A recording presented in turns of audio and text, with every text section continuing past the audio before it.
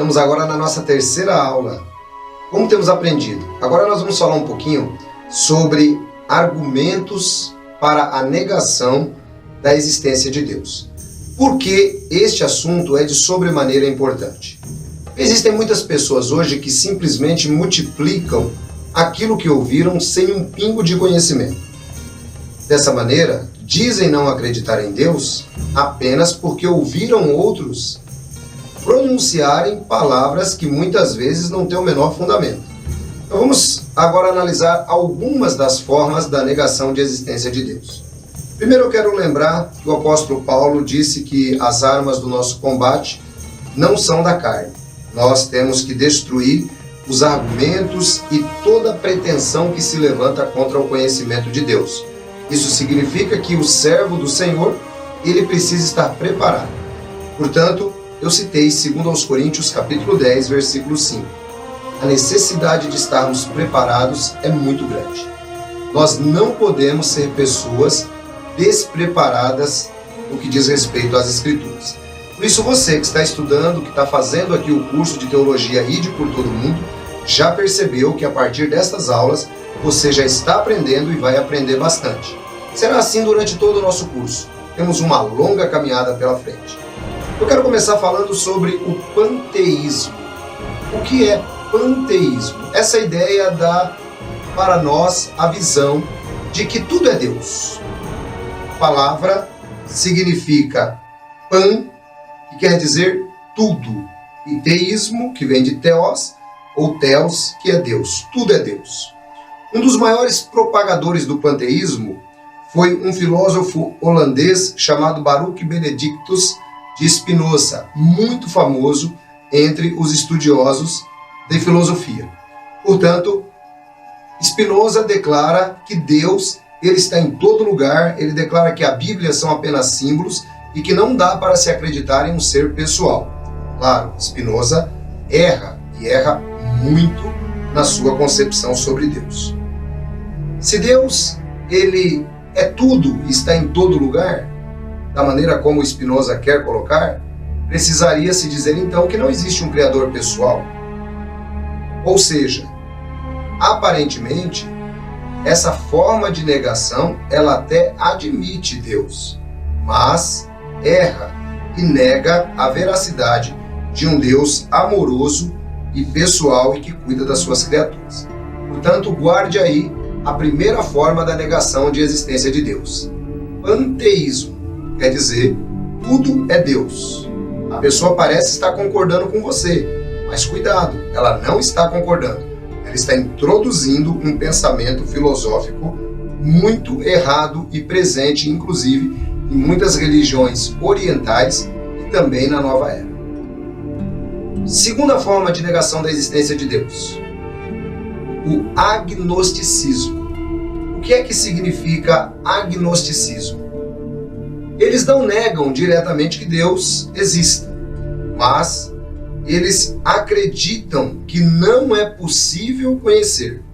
Como A é uma forma de negação e gnose quer dizer conhecimento, significa que eles dizem não é possível conhecer a Deus. Engano. O apóstolo Paulo, lá no livro dos Coríntios, ele diz que agora nós vemos como que através de um espelho, vemos um pouco embaçado, mas quando estivermos do outro lado, nós veremos assim como ele é e seremos semelhantes a ele. Eu quero usar aqui uma ilustração. Muitas vezes, podemos olhar o sol refletido na água. Significa isso que nós não estamos olhando o sol? Claro que estamos. A única coisa é que a forma como estamos olhando é diferente daquela que nós conhecemos de olhar diretamente para ele. Assim também se trata do conhecimento de Deus. Então é um pessoal que dá para se ajudar um pouquinho mais de perto. Lembre-se dessa fala de Paulo. Agora nós vemos como espelho. Essa é uma fala para você ajudar uma pessoa que se diz agnóstica. Lembre-se também que agnóstico quer dizer não conhecimento. Depois nós temos um outro grupo que nega a existência de Deus, que são os céticos ou os materialistas. Esses dizem não haver espírito, não haver anjos, não haver nada que não seja comprovado pela ciência ou pelo toque. Portanto, esse é um grupo muito complicado para você evangelizar. Mas, mesmo assim, é possível que com alguns exemplos lógicos você consiga fazê-lo. Por exemplo, vamos imaginar o vento. É possível que alguém veja o vento? Claro que não. Mas podemos sentir os seus efeitos.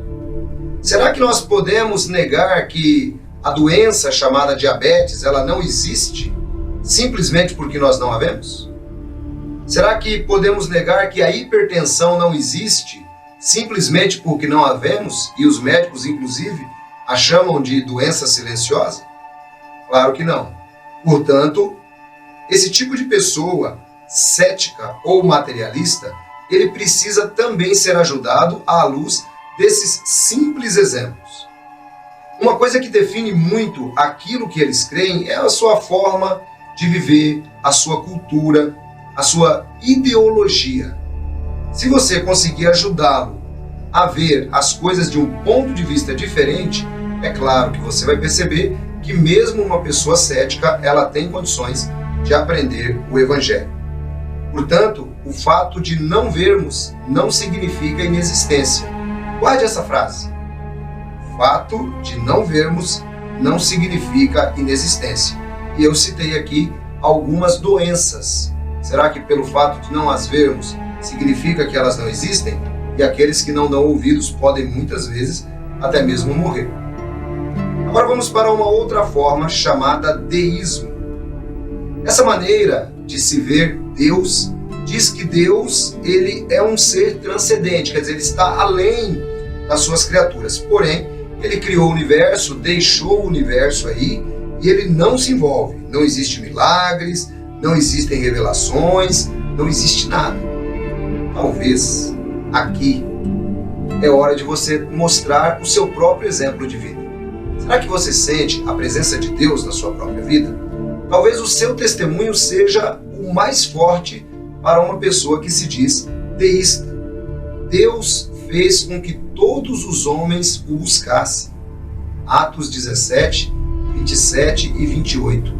Mesmo que tateando, pudessem encontrá-lo, pois nele vivemos, nos movemos e existimos, como disseram alguns dos poetas entre vocês, diz o apóstolo Paulo. Deus faz o seu sol raiar sobre justos e sobre injustos, de modo que a ação de Deus é presente sim na sua criação. Portanto, uma pessoa que se diz deísta, ela, embora acredite que Deus exista, por isso o nome deísta, mas ela não acredita que Deus pode se envolver. É uma pessoa que também existe já uma facilidade para se evangelizar. Agora, tratando de um ateu ou o ateísmo. Conforme eu citei, a forma de negação a significa não. E tel, ou teísmo, Deus. Então quer dizer não Deus. Portanto, os ateus não acreditam em Deus de maneira alguma. O ateu, ele pode viver de uma maneira onde ele se caracterize como ateu teórico. O que é o ateu teórico? O ateu teórico é aquele ateu que vive buscando teorias para não acreditar em Deus. Ele vai trabalhar dentro do campo filosófico. No fundo, ele sabe que Deus existe, mas ele fica tentando buscar argumentos teóricos para negar a existência de Deus. Eu sempre tenho dito que para mim não existe esse tipo de ateu, porque na realidade ele é muito mais crente até do que os certos crentes, porque ele crê tanto que ele fica tentando buscar uma forma de desacreditar. E nós temos o ateu prático, é aquele que vive como se Deus não existisse. Ele age exatamente como um animal, não existe espiritualidade alguma. Esse tipo de ateu é um pouco mais perigoso. Chegam a ser pessoas até mesmo violentas em alguns casos, porque não creem em nenhum ser superior. É interessante notarmos que, de acordo com o nosso gráfico, os países mais desenvolvidos têm um número maior de ateus e os países menos desenvolvidos têm um número menor de ateus. Isso significa o quê? Isso significa exatamente aquilo que o diabo falou para Eva. Ele disse: olha, no dia que você comer, você vai ser igual a Deus. Você vai conhecer o bem e o mal. Portanto, quanto mais uma pessoa acha que conhece, menos de Deus ela acredita que precisa. Portanto, o que é que nós conseguimos enxergar no mundo ateu? Que as pessoas que não creem em Deus, por conta do seu conhecimento, na realidade testificam a verdade do encontro de Eva com o diabo. Ou seja, todas as verdades fora das Escrituras não passam na realidade de um encontro da mulher com a serpente ou com o diabo. É por isso que existe um número tão grande de ateus nos países onde, teoricamente, o número de pessoas estudam mais. É interessante que o apóstolo Paulo faz uma pergunta para essas pessoas. Ele diz: onde está o sábio? Onde está o erudito? Onde está o questionador desta era? Acaso não tornou Deus louca a sabedoria deste mundo? Visto que na sabedoria de Deus o mundo não o conheceu por meio da sabedoria humana, agradou Deus salvar aqueles que creem por meio da loucura da pregação. Aqui está a chave, a loucura da pregação, ou o evangelho, que é o que de fato nos leva à salvação. Temos agora uma outra forma de negação da existência de Deus, é o evolucionismo. Eu quero tomar um pouquinho de cuidado aqui ao falar, porque o que nós ouvimos de modo muito peculiar é de que a evolução simplesmente acredita que o homem veio do macaco. Não vamos por aí. A ideia da evolução é que a vida começou há milhões e milhões e milhões de anos, começa na água e através de formas menores vai se desenvolvendo até que chega nos mamíferos e por fim o homem. Algumas pessoas acreditam fortemente nisso, à luz dos ensinamentos de Charles Darwin. Mas você pode recorrer à própria ciência. Você vai verificar, por exemplo, que a teoria, conforme o próprio nome diz, teoria da evolução, ela nunca foi provada. Isso mesmo. Os cientistas têm opiniões divergentes. Você vai pesquisar cientistas que concordam com a teoria e você vai pesquisar cientistas que não concordam de maneira alguma. Bom, se os próprios cientistas, que deveriam ser os especialistas no assunto, não conseguem chegar a uma conclusão sobre a evolução, você acha que está errado por duvidar da maneira como ela é apresentada? Claro que não. Precisamos duvidar. Se os humanos evoluíram dos animais, por exemplo, em um determinado momento dos macacos ou dos símios, por que existe uma distância tão grande entre as habilidades intelectuais dos seres humanos e a dos macacos? São perguntas que precisamos fazer para pessoas que nós desejamos evangelizar. Alguns tentam afirmar que a vida simplesmente começou por acaso e assim se desenvolveu até que chegou em formas superiores de vida como nós. Mas vamos fazer uma seguinte pergunta. Imagine, por exemplo, uma fábrica de tintas. Será que se essa fábrica de tintas ela explodisse, ela poderia formar belos quadros como os que são vendidos a milhões de dólares por aí? Ou será que se uma gráfica, de repente, ela sofresse uma grande explosão, seria ela capaz de formar letras ou formar palavras ou mesmo um texto para que alguém lesse? Claro que não. É muito difícil acreditar então que o nosso universo ele é resultado da evolução. A evolução não é provada e a evolução ela tem sérios abismos, conforme estou apresentando aqui. Imagine, por exemplo, que você caminhasse por uma floresta. Será que se você visse uma cabana muito bem feita, você pensaria, olha, aquela cabana ela começou em uma árvore, depois, sozinha, ela foi se transformando em uma cabana até que chegou, hoje, toda mobiliada, com energia. É assim? Claro que não. De maneira alguma. Jamais poderia a vida ter começado por acaso. Nós temos exemplos na ciência, e é muito importante citar, Galileu Galilei, Sir Isaac Newton, temos aí o próprio Abraham Lincoln. Todos eles acreditavam na existência de um Criador e nunca colocaram obstáculo à ciência, de modo que a ciência ela pode andar junto com a fé, não existe o menor problema. Alguns cientistas da atualidade não veem o menor conflito. Você pode, por exemplo, eu vou citar agora um grande filósofo, eu gostaria que depois você desse uma olhadinha aí no seu buscador, é William Lane Craig. Você vai verificar, por exemplo, que um grande conhecedor, e ele vai até mesmo mostrar sobre a diferença entre você acreditar na criação ou na evolução. Eu posso também citar o Dr. Adalto Lourenço, brasileiro, que tem documentos fantásticos mostrando para nós também a força do criacionismo. Então, anote aí esses nomes, depois você pode dar uma olhadinha no seu buscador. Você pode raciocinar com a pessoa que muitas vezes está duvidando de você? Chame a atenção dela para uma ave, por exemplo. Será que aquela ave, da qual o avião teve a sua cópia da aerodinâmica, ela apareceu sozinha? É claro, a evolução fez com que as aves aparecessem. E aí você pergunta, você acha que um avião que copia toda a aerodinâmica de uma ave, ele poderia ter aparecido sozinho? Ou precisou de um cientista, precisou de um projetista, precisou de um arquiteto, precisou de um engenheiro, precisou de alguém que construísse? Percebe? Como você agora começa a ajudar a pessoa a raciocinar? Se a ave precisou ser projetada, assim também o avião precisou de um projetista. Se ambos foram projetados, ambos têm um criador, tanto as aves quanto os aviões. Perceba que os nossos argumentos são argumentos muito simples para que você os utilize.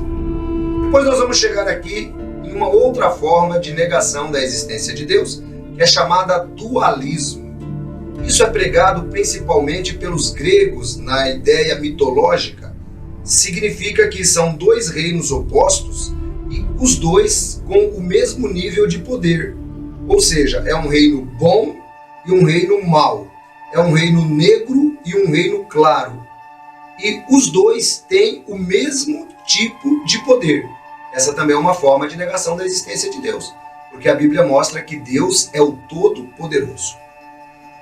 Temos agora também a teologia modernista, que apresenta Deus como a personificação de uma nova ideia abstrata. É assim que estão tentando passar para os nossos filhos na escola. Um novo símbolo que explica alguns processos cósmicos. Ou seja, não existe uma pessoa, existe uma força, existe uma ideia, existe um poder por trás, mas nós não podemos chamá-lo de Deus. É assim que a teologia modernista ensina. E por fim, temos a nova psicologia. Ela diz que Deus é uma projeção da mente humana, ou seja, é uma ilusão para servir a um propósito útil. Ela diz que você se engana porque você gosta de acreditar que existe esse poder superior chamado Deus. E por fim, eles argumentam que um dia essa ideia não mais será necessária. Quando a pessoa se libertar, a pessoa chegar num alto nível de conhecimento, aí ela vai se tornar um ateu e se liberta de Deus. Diante de tantos argumentos que tentam desacreditar o Criador, nós podemos estar seguros que Ele existe, que Ele ama as suas criaturas. Portanto, quando você for evangelizar as pessoas que não acreditam em Deus, por qualquer um dos motivos que nós citamos, lembre-se, evangelizar é um conceito quase impossível se a pessoa não estiver disposta. Se ela não quiser te ouvir, você pode até tentar, mas trará pouquíssimo proveito. As pessoas precisam estar preparadas para ouvir o Evangelho. E agora aqui eu vou dar uma dica.